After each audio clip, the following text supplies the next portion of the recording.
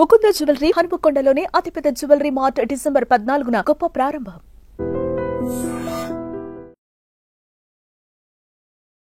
అక్క నువ్వు చెప్పు, రాయలసీమ బిడ్డ ఇటువైపు ఎందుకు తిరిగావు? అంటే మాది సొంతూరు ఎవరు? మాది అనంతపురం డిస్టిక్ అన్న. అనంతపురం నుంచి సింగనమాల ఉందిగా, సింగనమాల మండలం వస్తుంది, చెదర్ల మా గ్రామం. అయితే ఆ అమ్మమ్మలూరు ఇక్కడ నర్సినేకుంటుంది. అక్కడ ఫ్యాక్షన్ ఎక్కువ కదమ్మా, ఇది కూడా పార్టీ కూడా ఉంటుంది ప్రభావం. పార్టీ ప్రభావం అంటే కొరపాటి నుంచి పరిటాల శ్రీరాములు గారు అటువైపు ఉంటుంది కదా. అటువైపు అక్కడి నుంచి కూడా రిక్రూట్మెంట్ ఉందన్న. ఇప్పుడు కొరపాటి నుంచి శేఖర్ అని చెప్పేసి చంపలేదు ఒక ఆయనని, ఆయన మా కమాండర్. ఆయన నువ్వు ఎందుకమ్మా పార్టీ వైపు వెళ్ళావు? పార్టీ చదువుకోకుండా చిన్నప్పుడే అమ్మ నాయన చనిపోయారన్న. చిన్నప్పుడే చనిపోయింది అమ్మ, నేను పుట్టంగానే చనిపోయింది. తాత అమ్మమ్మ వాళ్ళ ఇంటికానే సాధిండు నన్ను. సాధినాక తర్వాత ఒక 11 సంవత్సరాలు రాగానే నా తాత చనిపోయిండు. తాత చనిపోగానే మా అమ్మ వాళ్ళ మేనమామ గారు పెనకచర్లలో ఉంటారన్న. పెనకచర్లకు తీసుకుపోయారు. పెనకచర్లకు తీసుకుపోయి ఇంక అక్కడ వాళ్ళు అంటే 7 మంది వాళ్ళు అన్నదమ్ములు, మా అమ్మ వాళ్ళ మేనమామలు. ఆ 7 మంది దగ్గర మంచి కొనాలి అట్లా ఉంచుకునేది అన్నట్టు. అట్లా రోజు కూలికి పోయేదన్న. కూలికి పోయే లోపల అక్కడ డ్యామ్ వర్క్ జరిగింది. డ్యామ్ వర్క్ కాడ దళాలు కలిస్తే ఇంకా అప్పుడప్పుడు అన్నం ఇచ్చేది, ఇవన్నీ ఇచ్చేది. మా ఊళ్ళో కూడా చాలా మంది ఉన్నారు ఆడ వెనకచర్లో మూమెంట్ ఉండే. అక్కడి నుంచి ఇక ఊరంతా ఎందుకు నువ్వు నీకెవరు లేరా, ఎందుకు ఉండడం ఇంటికాడ, నువ్వు కూడా పార్టీలోకి వెళ్ళిపోయి ఎందుకు, ఏం చేస్తావు, వీళ్ళు పంచుకొని నిన్ను కూలి చేయించుకునేదానికి అది ఇదని చెప్పేసి అన్నారు. అనగానే అట్నే పార్టీ సంబంధాలు అట్నే దళాల దగ్గర పోడు వచ్చుడు, మళ్ళీ మేము పని కాటికి దళాలు వచ్చుడు, పాటలు పాడు, ఇవన్నీ చేసినాం. అటు నుంచి ఇంకా వెళ్ళిపోయినా. 13 సంవత్సరాలు తీసుకొని అంటే పార్టీ లోపల పోయినాక 13 సంవత్సరాలు, 12 సంవత్సరాల లోపలే నాకు పార్టీ పరిచయాలన్నీ అయిపోయినాయి. కరెక్టే అమ్మా, కానీ పాలన తీసుకోవడం అనేది నేరం కదా, వాళ్ళు పార్టీ ఒప్పుకుందా? అంటే దళాల్లో ఒక 2 నెలలు అట్లా తిప్పుకురన్న. అంటే బయట పని చేయించారు. తర్వాత స్టేట్ కమిటీ రాష్ట్ర కమిటీ వాళ్ళు అక్కడ సమావేశం అయ్యి వాళ్ళు వద్దు, అట్లా బాల్యం తీసుకుంటే ఇట్లా ప్రచారాలు చేస్తారు, వద్దు అని చెప్పేసి మళ్ళీ కొన్ని రోజులు బయట పెట్టారు. కొన్ని రోజులు బయట పెడితే నేను బయట ఉండనే ఉన్నాను, నేను దళాల్లోకి వచ్చే పని చేస్తాను అని చెప్పేసి పోయినా. అప్పుడు వేరే సమయంలో అక్క కూడా ఇంకా వేరే అక్కలు ఉన్నారన్న.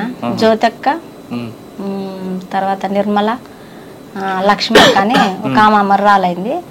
ఎర్ర సత్యం భార్య ఉంది కదా, ఆమెనే మా కమాండర్. అప్పుడు అక్కడికి వెళ్ళిన తర్వాత ఆడపిల్లకి కొన్ని ప్రాబ్లమ్స్, సమస్యలు వస్తాయి, అవన్నీ వచ్చినప్పుడు ఏం చేస్తావు? ఏం అట్లా ఏమి ఉండదన్న, అన్ని అర్థం చేసుకుంటారు. అన్ని ఏం ప్రాబ్లమ్స్ వచ్చినా కానీ లేడీస్ ఉంటారు. అప్పటికే మేము 9 మంది ఉంటుంది అప్పుడు లేడీస్ని దళాల్లో. అంటే ఒక్క దగ్గరే ఉండేది 20 మంది 25 మంది దాకా ఉండేది. మేము కొన్ని సందర్భాలు ఏంటంటే ఇప్పుడు ROC వాళ్ళకు మాకు కాల్పులు కూడా అయినాయి. అప్పుడు ఫుల్గా సీరియస్గా ఉండే. అప్పుడు ROC పరిటాల రవి వాళ్ళు అప్పుడు కాల్పులే జరిగినాయి. కురాకలపల్లి అని ఒకటి ఉంటుంది అన్న, కర్ణాటక దగ్గర. అక్కడి నుంచి కాల్పులే జరిగినాయి వాళ్ళకి, ROC వాళ్ళకు మాకు. అప్పుడు పటోలు గోవర్ధన్ రెడ్డి కూడా ఒక సంఘం పెట్టుకు తిరిగారు కదా. అవునన్నా. అక్కడ ఆయన ఎదురుపడ్డారు ఎప్పుడన్నా? ఎదురుపడ్డాడు.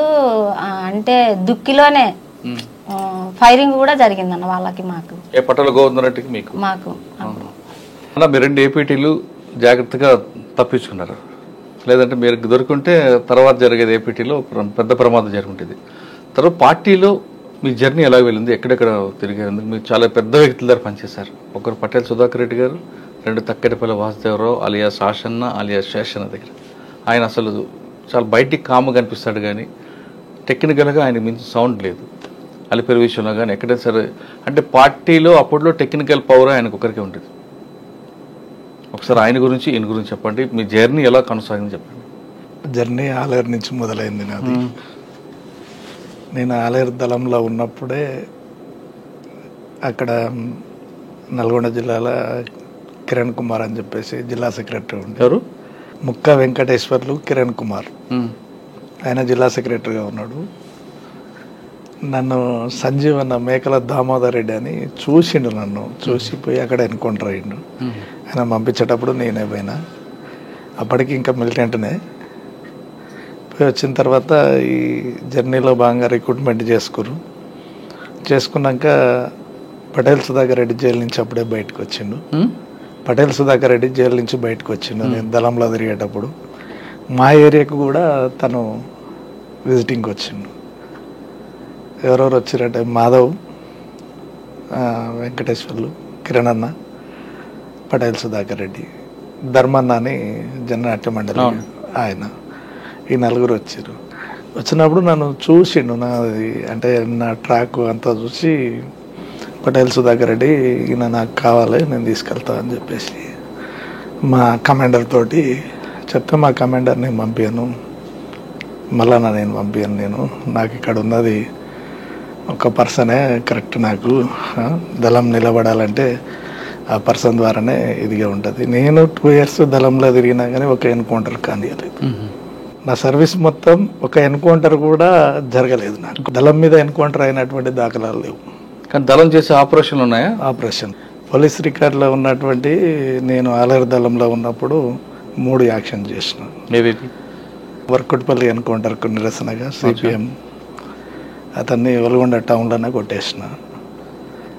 రెండవది రామచంద్ర అని 4 years ఇన్ఫార్మర్, తనని వెలుగొండ పోలీస్ స్టేషన్ ముందు పట్టుకుపోయి అక్కంపల్లి స్టేజ్ దగ్గర కొట్టేసిన.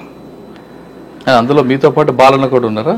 వరకొప్పల మల్లయ్య కూడా ఉన్నారా? ఒక్కడ ఉన్నాడు. ఆ ఒక్క యాక్షన్లో మాత్రమే తను అప్పుడు రిక్రూట్మెంట్ అప్పుడే తీసుకున్నారు, నిర్బంధం ఉందని తను పంపించారు. దానికి కమాండర్ని నేనే.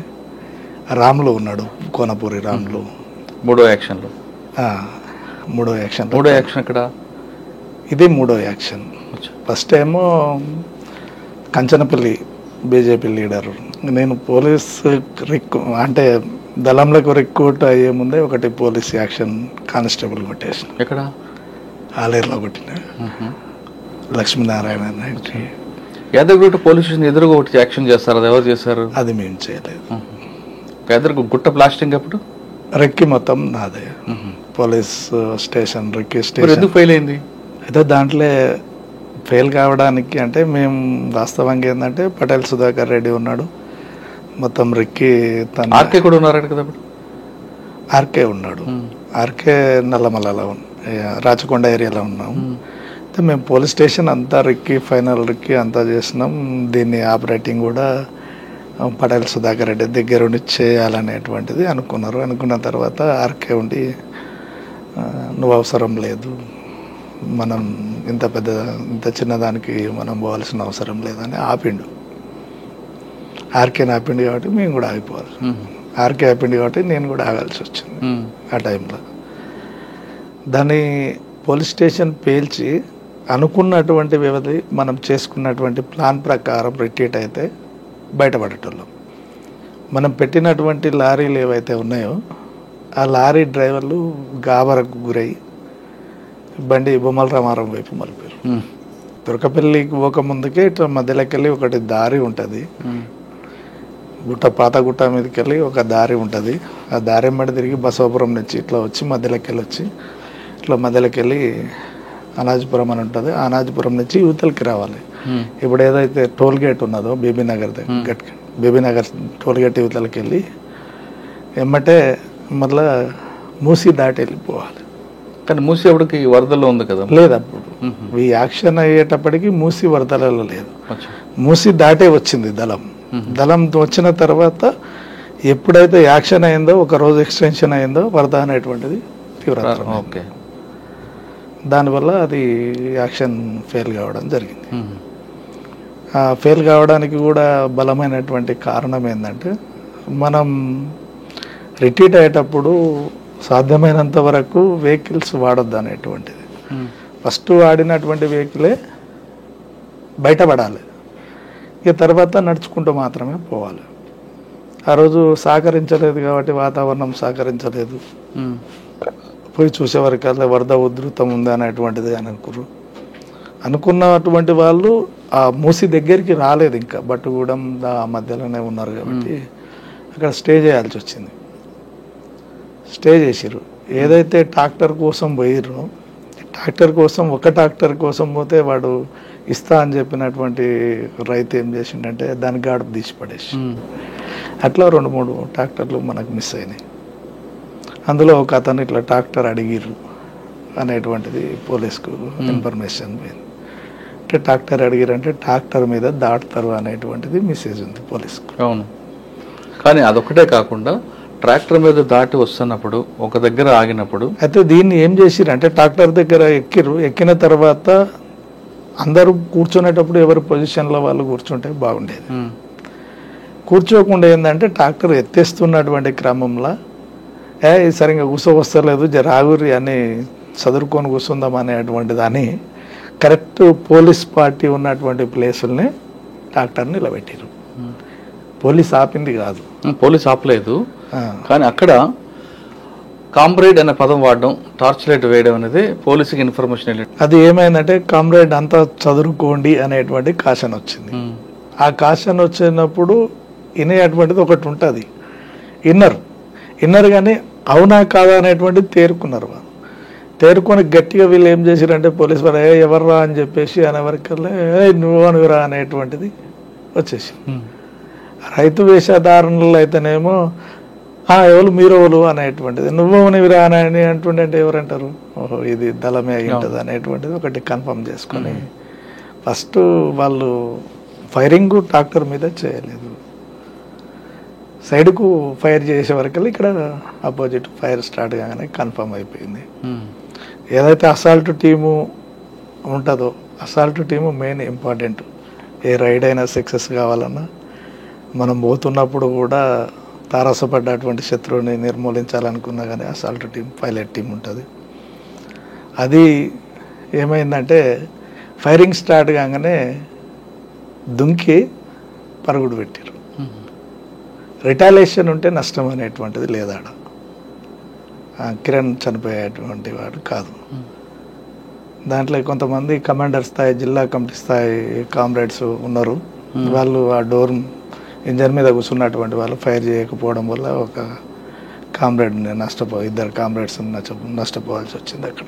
అంటే అక్కడ రిటాలియేషన్ ఉండకూడదు, వీళ్ళు ఫైట్ చేయలే, రిటాలియేషన్ చేస్తుంటే ఉండేది కాదు. ఓకే, ఇదంతా కూడా సమీక్ష చేస్తుంది. సమీక్ష ప్రతిదీ కూడా విమర్శ సమీక్ష విమర్శ ఆత్మవిమర్శ దాని మీద ఖచ్చితంగా రివ్యూ అనేటువంటిది చేయాల్సిందే. అన్న గుట్ట బ్లాస్టింగ్ లో మీరు వెళ్ళి ఉంటే కథ వేరేగా ఉండేది అని తెలుస్తుంది.